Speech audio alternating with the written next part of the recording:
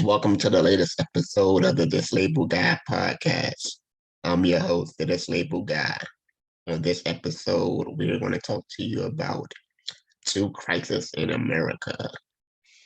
Before I get into all that, I want to give you a little information on what's been going on with me. For the last 6 months, well, actually, since November, when I went to DC, currently living in Georgia now. So I was sick as a dog for at least 6 months. My friend was reading an article to me yesterday saying that 25% of people that took a COVID shot ended up having heart conditions. I'm not sure if they died or whatever. But they definitely were having heart conditions and everything. So I was talking to him and I was like, yeah, that might be true. Because I knew I was congested and everything for 6 months and I doubt it was allergies or anything because all of a sudden it just cleared up and everything. So I'm not really sure what it was, but it definitely for me, um, it definitely for me was kind of scary. Like I said, I was dealing for 6 months. I'm not sure if I got sick when I went to visit my family for Thanksgiving or whatever. And I was around a lot of people. My aunt, she already had COVID for 2 times. My brother-in-law, his mother was up there hacking, talking about, oh no, it's nothing. It's just a little cold or whatever. And then I was around other people that probably was unvaccinated and everything. So, which led me to probably being getting sick and just had to dealing with everything. So for me, that definitely was something definitely try to take me out. I'll say that. I mean, I made it through it, but it was, like I said, I was struggling, coughing, sneezing, and mucus coming up all night long. I tried everything, Robitussin, Mucinex, um, doctor's orders, whatever, and nothing was helping. But finally, everything went away and everything's pretty good now. Also, um, I was struggling with ear issues, and that was a hell of a thing to struggle with. Couldn't really hear, so and actually, I got one ear drained out. They actually put a tube in my ear that they put in for babies, so that's why I haven't been doing the show because I couldn't even hear. So I was like, dang. I remember me and my friends were talking back when we were kids. So which one would you rather lose, your hearing or your sight? And after losing my hearing, I don't want to lose either one of them no more because I mean that was a difficult. That's people trying to talk to you, talking loud, and you like, what you say, what you say. So yeah, that was definitely a struggle and everything. But I'm pretty much back. I want to say 90%. I'm back to myself. I can breathe clear now. My ears pretty much open. I'm gonna try to go get the right ear done. Probably I was gonna do it this week, but I got some business to handle this week. So probably next week I'll try to get into the doctor office so they can clear my ear so I can have 100% my ears stay open and stuff. But definitely make sure you take care of your health. I mean, if you're getting up in age, things don't get better. Things kind of get worse. So you try to take care of yourself before you get to a point where they have to do something extreme to help you out. So I'm going to jump into the topic today. We're talking about America and the two stresses or two struggles or the things that are going on in America today. The first one I want to talk about is inflation. So everything is kind of high right now, and the main thing that is high right now is gas. So my frat brother sent me a picture yesterday. He was out there in Clinton, Maryland yesterday, back where I used to live at in PG County. And gas up there regular is $4.99. Um, silver is $5.71. And I guess premium is $5.99 up there. So people are definitely struggling when you got some people only getting paid $5 an hour. And you talk about that's how much it costs for the fill up just to get a gallon of gas. And not just gas going up, but food going up. I was telling somebody the other day, I remember I used to get a pack of bacon for about $4. But now if you go in the store now, bacon is about $8 just for a pack. And back in the day, it used to be about like I said, $4 a day. I mean $4 for a pack. But back in the day you could get like a family pack for $10 just so maybe $2 extra for what it is today to feed a whole family. So a lot of things going on and people say, oh, we're trying to blame the president and stuff. And and who do you blame? You can't blame the gas companies because living down south right now, I see how things are different. Where I'm currently at, gas is still between 381 and maybe 411. So that's a big difference from DC and Georgia. I'm currently living in Georgia right now. But I often go to Florida, just go like Tallahassee. And when I cross over to Florida, gas it's about 441. So this is all in America, just different areas. And it's based on, I guess you could say, the income of people and what they're bringing in. So if they're not bringing in too much money, I mean, it's still going to be high to them. But I try to tell people, or this is a tip that I tell somebody, right now is the best time where things so high and we're dealing with inflation and everything. This is the best time to find a job online where you can work full-time remote and look for a job, I would say up north that pays more money because it'll offset the cost that you're putting out right now. Like for example, my boy that sent me the picture about BP gas that lives up in PG County still. He gets promotion bonuses, raises, and everything. So he always tell me, hey, I don't look at the nozzle when I fill my gas up. I just put the gas in, so it's not really affecting me. But he makes about 150,000 a year. So that's like the average person. So even with houses are up now.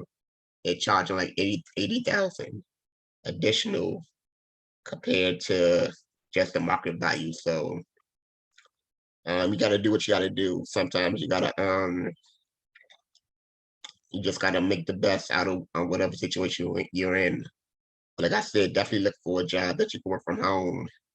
Because for one thing, it'll cut out gas where you have to put in your car every day, or maybe about 2 or 3 times a week just to fill it up.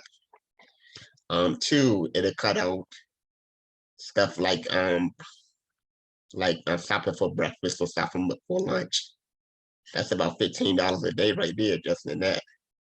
So you need to you need to put this money that you're losing with this inflation out, look to put it in other areas. So, or you also just find another gig. We had the Great Resignation about 6 months ago, where everybody quit their jobs. And one thing there's no lack of out here today is a lack of jobs. If you need a job, please go outside and just apply and knock on the door of a store or whatever and say, "Hey, I need a job. Can you help me out?" Because I think down here in Georgia where I'm at, I think I went to Wendy's or Burger King or somewhere. They're paying like 17, $18 an hour, which is above the minimum wage, definitely. So they're definitely trying to get people in. So what happened to that? Like I said, we have two crises in America: inflation, and I should say another one, the Great Resignation, and that people don't want to go back to work.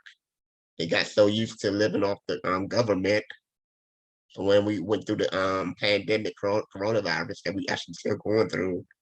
That's a whole nother topic, but I'm gonna just stick on the topic about inflation, that people don't want to go back to work and everything.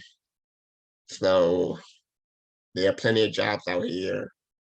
You have to decide which one is better for you to help you out with this high costs that we're going through. Um, Let me switch gears a little bit and go to crisis number two: crisis in the Black community. Now, if you get time, go ahead, Google this story. I think when I say it happened about a week or two ago. And this was some altercation happened down in Florida. And the mother passed the bag to her daughter, I think that was 10 years old, and had a gun in it, and the daughter pulled it out and shot the person. Now, this is definitely a bad example that we're setting in the Black community. We try to blame the white man for everything that happens in our community, when sometimes we have to look in the mirror and blame ourselves. What kind of example are you setting by handing somebody a firearm? And then we want to blame the NRA, say, "Hey, you need to do this, you need to do that." No, we need to look at ourselves and say, "Hey, we have to stop killing one another." This is just one incident that happens in the Black community. We're out of control. Um, we act like animals. If you look in an urban neighborhood, they're shooting and killing each other left and right. And I posed a question about a week ago. Is it really? Do you really feel safe living around other Black people that aren't upscale? I'm gonna say that again. Do you really feel safe living around Black people who aren't upscale Black people? Because I tell you for myself, it is hard to live around Black people. I mean, wherever we are at or wherever they are at, you're bound to have problems. And people say, "Oh, this happens in the white community, Asian community, Hispanic community." Well, I'm not Hispanic, I'm not Asian, I'm not white. So right now I'm just talking about Black people. And every time I see our people, we're always starting something. You always gotta look over your back and worry about what's gonna happen. And like I made a point about Chris Rock said, when I go to the ATM, I ain't looking over my back for a white person. I'm looking over my back for a Black person, because Black people are the ones that I'm worried about that's gonna knock me upside my head. So, like I said, and I've had an opportunity to live in white communities as well as Black communities. When I lived in a white community, when I was living in Gaithersburg, Maryland, I could leave my door open, leave my balcony door open, let the cool breeze come in there, and just everything. I told a story about to a friend. I was living in DC, This was like the second year I was in college at University of Malaysia the Shore. I was loading the car up to go to college the next day. And what happened? I think we went out there the following morning. A daggone mother van was all broke into. I'm like, Dad, they and these was the black people. Uh, um this was not a white area that I was living in. This was a black community. They vandalized my mother's vehicle, broke in there, stole my stuff, and just went on by their way. So, like I said, it's hard to deal with black people. I've never had an issue with living around white people. And people might say, well, you won't have an issue with white people because you're disabled. So, but other people that I've talked to say the similar things. Like I said, in order to fix this issue or crisis of being in the black community, I would say we have to be 1/4 of the people, and we have to move into a white community for things to get better.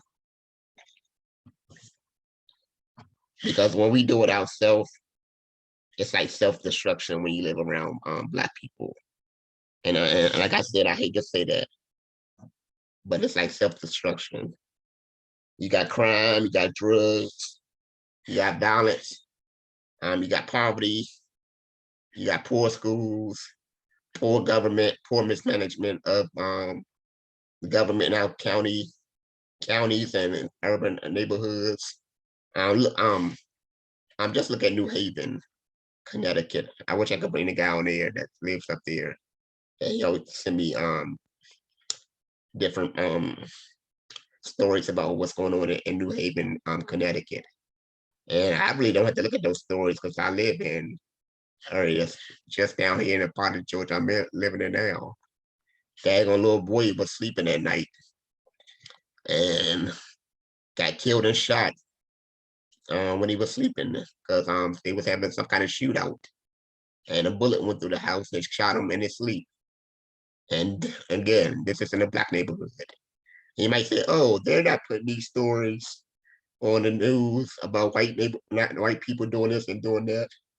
Okay, well, I'm just looking at the stories that they are putting on the news, and I'm saying these black neighborhoods are being rough, and like I said, it's a crisis in this America living in these black neighborhoods. You gotta watch your back when you go out here. These people will take you for whatever you got. So yes, it's definitely something that you need to think about when living in these communities, unless you got the finances to live in a upscale black neighborhood, which aren't too many. The only few that I know up there in DC is maybe I want to say maybe Upper Marlboro is one of them. Um, Clinton used to be one of them, but they ran that down. If you go out Clinton and look, they pretty much destroyed all PG County now between the immigrants they let in and just hey, if you just go around our neighborhoods and like especially where they drop off these illegal immigrants and put them in our neighborhood, it's a daggone disgrace. I mean, they got trash all outside and everything. They got broken cars that don't work. But if you own your own home and something's messed up with your home, they will say something to you, but they won't say nothing to these people that out here bringing the community down. So yeah, it's definitely something to think about living in these black neighborhoods, and they're not helping with these neighborhoods and dropping these illegal immigrants and putting them down there. And I did a visit to Atlanta about 2 months ago. I must say, I was scared out of my mind when I was in Atlanta. First of all, I was dealing with Negroes And I think that's might have been East Point. I was renting Airbnb. Guy told me it was all flat and everything. Get there, 3 or 4 steps there. Again, this is um I'm dealing with blacks, a black crisis, and you, you can't trust black people too much. You gotta pray for the best, but it's hard to deal with these black people out here. I get there, 3 or 4 steps there. I'm in a wheelchair, so I can't get in there. I request to get my money back. He says no. I had to go to Airbnb, take 2 or 3 weeks to get my money back. While I'm doing that, I had my daughter with me, so I had to get a hotel room. So and luckily I was able to get 2 hotel rooms just so my daughter could have a privacy, being that she was on spring break and everything. But again, this is not often a time where people or most people don't have money set aside where they go just put out an extra $500-600 out, especially when they already planned to have a room already. So, like I said, this was something unplanned, but I was lucky that God had helped me and prepared me to have my finances in order, where I could be able to afford 2 rooms and stuff, and still take my daughter out and see Atlanta and everything. But then most places you go to, and if you get a hotel by the airport, you feel pretty safe. Not in Atlanta. I did not know College Park was a hood. As soon as I pull up to this hotel, all I seen was black people.